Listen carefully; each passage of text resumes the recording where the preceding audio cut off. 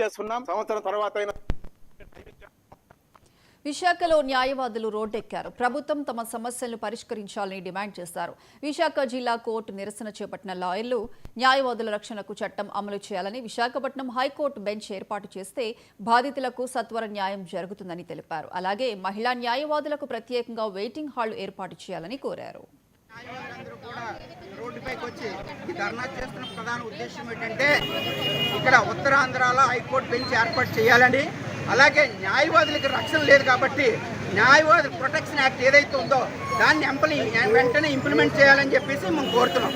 అలాగే మా క్లయింట్ ఉత్తరాంధ్రలో ఉన్న క్లయింట్లు అందరూ కూడా చిన్నకారు రైతులు కాబట్టి వాళ్ళకి రక్షణ లేదు కాబట్టి వాళ్ళు అంత ఎఫర్ట్ చేయలేని పరిస్థితిలో ఉన్నారు కాబట్టి వాళ్ళకి న్యాయం చేయాలంటే తక్కువ ఖర్చుతో తక్కువ న్యాయం రావాలంటే విశాఖపట్నంలో హైకోర్టు బెంచ్ ఏర్పాటు చేసినట్టయితే వాళ్ళకి తక్షణమే న్యాయం చేకూరుతుందని చెప్పేసి మేము ఈ రోజున న్యాయవాదులు అందరూ కూడా మా యొక్క విధులను కూడా బహిష్కరించి ఇక్కడికి వచ్చి ఈ ధర్నా చేయడం జరుగుతుంది. కావున రాష్ట్ర కేంద్ర ప్రభుత్వాలు తక్షణమే స్పందించి విశాఖపట్నం హైకోర్టు బెంచ్ పెట్టాలి.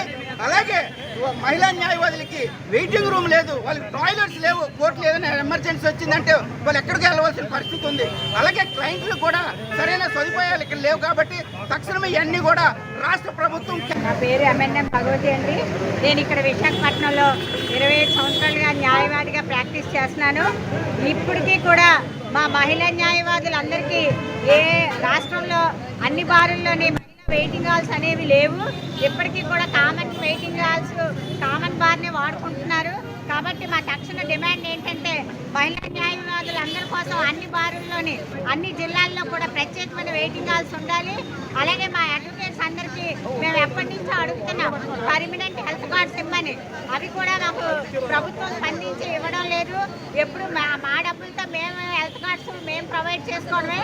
అలా కాకుండా ఈసారి వచ్చిన గవర్నమెంట్ అయినా మాకు ప్రొవైడ్ చేయాలని మేము మా IAL Indian association of lawyers తరఫున ఆల్ ఓవర్ స్టేట్ మేము ఇవాళ ఈ నిరసన కార్యక్రమాన్ని తెలియజేస్తున్నాం.